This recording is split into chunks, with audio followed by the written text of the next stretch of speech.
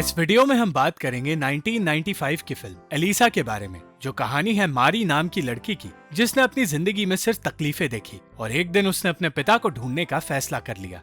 Paris के एक इलाके में मारी अपनी माँ एलिसा के साथ रहती थी और बचपन में ही मारी के पिता उन्हें छोड़कर चले गए थे। एलिसा अपनी बेटी से प्यार तो करती थी, पर अकेलेपन और गरीबी की वजह से उसने मारी की जान लेने की कोशिश की थी और फिर एलिसा ने खुद अपनी जान दे दी। सही वक्त पर मारी को बचा लिया गया, पर आगे की जिंदगी उसे सिर्फ तकलीफें देने वाली थी। मारी सोलांज और अहमद नाम के दो दोस्तों के साथ रहती है और बेपरवाह होकर वो हर काम करती है।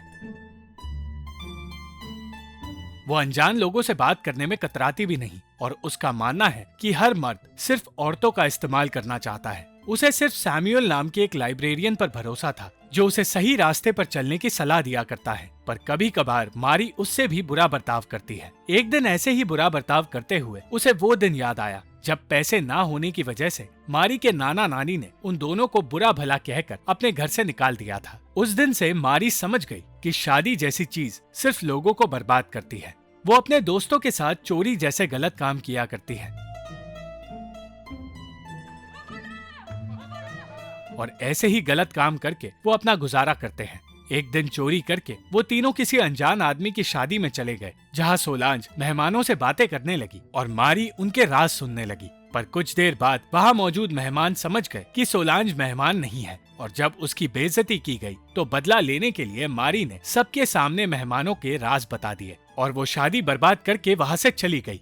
वो फिर से अपनी हरकतों से अनजान लोगों को लूटने लगी, पर वो चाहे जो कर ले अपने बचपन और तकलीफों के बारे में भूल नहीं पाती। एलिसा की मौत के बाद मारी के नाना नानी ने उसे अपनाने से मना कर दिया और इसीलिए वो एक अनाथ आश्रम में रहती थी। पर एक दिन उसी आश्रम में उसकी मुलाकात सोलांज से हुई और उस दिन से वो दोनों हमेशा साथ रहने लगे। सोलांज हर वक्त अपनी चोरी करने की आदत की वजह से मुसीबत में पड़ जाती थी और मारी उसे बचाने की हर कोशिश करती थी। इसी कोशिश में वो अनाथ आश्रम में काम कर रहे लोगों को भी ब्लैकमेल किया करती थी, क्योंकि वो उनके सारे राज जानती थी। एक दिन मारी अपने दोस्तों के साथ अपने नाना नानी के घर चली गई और 10 सालों बाद उसे अपने सामने देखकर वो दोनों हैरान हो गए। मारी अपनी बूढ़ी नानी को देख रही थी और सोच रही थी कि बुढ़ापा कितना बदसूरत होता है। वो आज तक वो दिन नहीं भूल पाई है जब मारी और उसकी माँ को अपनाने से इनकार कर दिया गया था और इसलिए वो उन दोनों से बदतमीजी करने लगी और गुस्से में वो उस घर से निकल गई। मारी शराब का सहारा लेकर हर बात भूलने की कोशिश करती है, पर हमेशा ऐसा करने में नाकामयाब रही है। उस दिन से 1 साल पहले अहमद मारी से मिला था, जब वो रहने के लिए एक जगह ढूंढ रही थी। उसी वक्त से अहमद मारी के करीब आ गया था और इसलिए आज वो सोलांज और मारी के साथ ही रहता है। आज भी उन तीनों के पास रहने के लिए कोई घर नहीं है, इसलिए वो अलग अलग लोगों के घर जाकर उनकी मर्जी के खिलाफ वहाँ रहने लगते हैं। उन लोगों में से एक है केविन, जो एक म्यूजिशियन है। वो मारी की हरकतों से परेशान तो है, पर कुछ कर नहीं सकता। एक दिन मारी एक अनजान आदमी से मिलने गई। क्लॉड नाम का वो शादीशुदा आदमी मारी को एक प्रोस्टिट्यूट समझने लगा, पर मारी उसके पास किसी और इरादे से आई थी। क्लॉड वही आदमी था जिसके पास एलिसा पैसों के लिए जाया करती थी और उससे पूछने पर मारी को पता चला कि उसके पिता खुद एलिसा को क्लॉड के पास भेजा करते थे। मारी ने उस आदमी के कपड़े फेंक दिए और उसे ऐसे ही छोड़कर वहाँ से चली गई। अपनी माँ का सच जानकर मारी अनाथ आश्रम में गई और वहाँ काम कर रही औरत से पूछने लगी कि उसकी माँ सच में एक प्रोस्टिट्यूट थी या नहीं। वो औरत झूठ नहीं बोल पाई और उसने बता दिया कि यही सच है। मारी को लगने लगा कि ये काम एलिसा से उसका पति खुद करवाया करता था।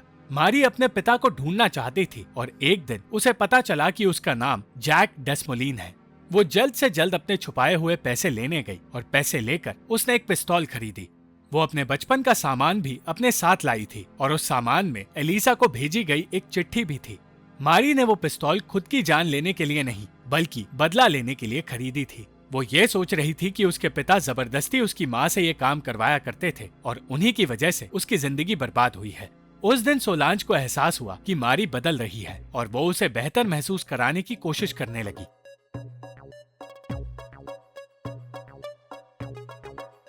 उस वक्त एक लड़का मारी के करीब आने की कोशिश भी कर रहा था, पर मारी को उसमें कोई दिलचस्पी नहीं थी और वो बस अपने ख्यालों में खोई थी। कुछ देर बाद मारी और सोलांज उस लड़के और उसके दोस्त के साथ वहाँ से निकले और वो दोनों ही सोलांज के साथ जबरदस्ती करने लगे। सोलांज उसे रोकने की कोशिश करती रही, पर जब वो नहीं रुका तो मारी ने अपनी पिस्तौल निकाली और उन दोनों लड़कों को डराकर वहाँ से भगा दिया। पहले तो शराब के नशे में सोलांज को कुछ समझ नहीं आया, पर फिर वो पिस्तौल देखकर परेशान होने लगी। अगले दिन सब कुछ भूलकर वो दोनों केविन, सैमुअल और सैमुअल के बॉयफ्रेंड सीलियो के साथ वक्त बिताने लगे। और उस दिन मारी ने उन सब के लिए क्रिसमस की तैयारी की।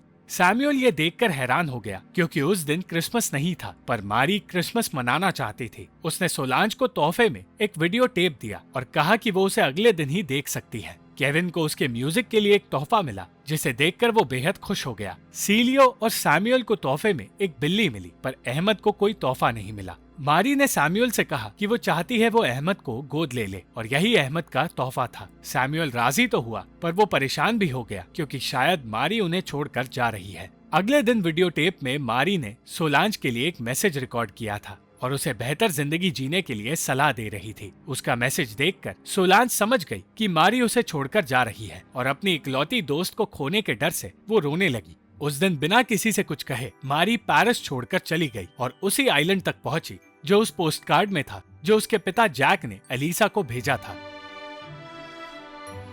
कुछ वक्त बाद एक बार में वक्त बिताते हुए मारी को एक शराबी नजर आया। वो शराबी ही जैक था और वहाँ मौजूद हर आदमी जैक से नफरत करता था क्योंकि वो भद्दी बातें किया करता है। ऐसी ही बातें करते हुए उसकी एक लड़के से लड़ाई हो गई। शराब के नशे में जैक घर की ओर बढ़ा, पर तूफान के बीच वही गिर गया। मारी के पास अब अपनी माँ का बदला लेने का मौका था, पर वो जैक को चाहकर भी मार नहीं पाई। उसने अपनी पिस्तौल भी फेंक दी, पर उसने अपनी माँ से वादा किया कि वो जैक को आसान मौत नहीं देगी। अगले दिन मारी जैक के आसपास घूमने लगी और उसे देखकर जैक परेशान होने लगा।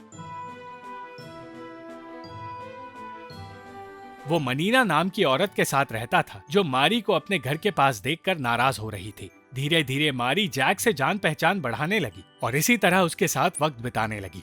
मनीना जैक से प्यार करती थी और जानती थी कि वो शराब पीकर खुद को मारने की कोशिश कर रहा है। जैक बिल्कुल खुश नहीं था और उसे इस तरह देखकर मारी को खुशी मिल रही थी। मारी जैक के करीब जाने की कोशिश कर रही थी और एक दिन वो जैक का ध्यान अपनी तरफ खींचने में कामयाब हुई। जैक उसे खाना देने के लिए अपने साथ ले गया और खिड़की के रास्ते से वो उसे अपने घर में ले आया। मारी को पता चला कि जैक एक पेंटर है जिसे तूफान और बर्बादी वाली पेंटिंग बनाना पसंद है। जैक ये समझ गया था कि मारी ने अपनी झूठी पहचान बताई है, पर वो सच बाहर नहीं ला पाया। उस रात मारी आइलैंड में हो रही एक पार्टी में गई जहां हर लड़के की नजर उसी पर थी, मगर उसकी नजर जैक पर थी और वो फिर से उसका ध्यान अपनी तरफ खींचने लगी। जैक मारी की हरकतों से परेशान होने लगा था क्योंकि वो अपने आप को उससे दूर नहीं रख पा रहा था।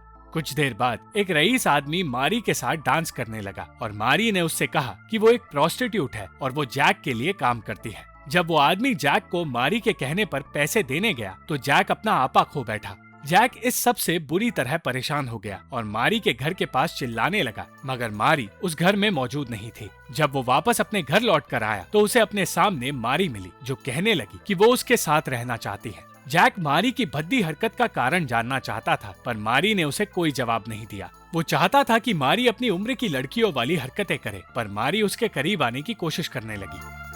जैक समझ नहीं पा रहा था कि मारी ऐसा क्यों कर रही है और इसलिए वो उसे अपने आप से दूर रखने की कोशिश करता रहा। फिर भी मारी ने हार नहीं मानी। वो उस रात जैक के पास ही सो गई और उसे वहाँ छोड़कर जैक मनीना के पास जाने लगा। सच ये था कि जैक सिर्फ एलिसा से प्यार करता था और एलिसा ने पैसे कमाने के लिए खुद प्रोस्टिट्यूशन का काम शुरू किया था। जब ये बात जैक को पता चली तो उसका दिल टूट गया और इसलिए वो एलिसा को छोड़कर वहाँ से चला गया। अगली सुबह जैक की चीजें देखते हुए मारी को एक चिट्ठी मिली। वो चिट्ठी सालों पहले उसने एलिसा को भेजी थी, पर वो चिट्ठी वापस आ गई थी। चिट्ठी पढ़कर मारी को एहसास हुआ कि जैक एलिसा से सच्चा प्यार करता था और एलिसा का इंतजार कर रहा था। उसे ये भी पता चला कि एलिसा के प्रोस्टिट्यूशन का काम जैक ने कभी नहीं करवाया और ये जानकर उसे पछतावा होने लगा। अंत में जब जैक अपने घर लौट कर आया तो उसे मारी वहाँ नहीं मिली, पर उसे वो सारे सबूत मिल गए जो ये साबित कर रहे थे कि मारी एलिसा की ही बेटी है। और ये सच जानकर वो जल्द से जल्द मारी को ढूंढने निकल पड़ा। वो आदमी जिसे मारी हमेशा अपनी बदकिस्मती के लिए जिम्मेदार मानती आई, वो उसे अपनाना चाहता था और आखिरकार मारी को पिता का वो प्यार मिल गया जो उसे बचपन से कभी नहीं मिला।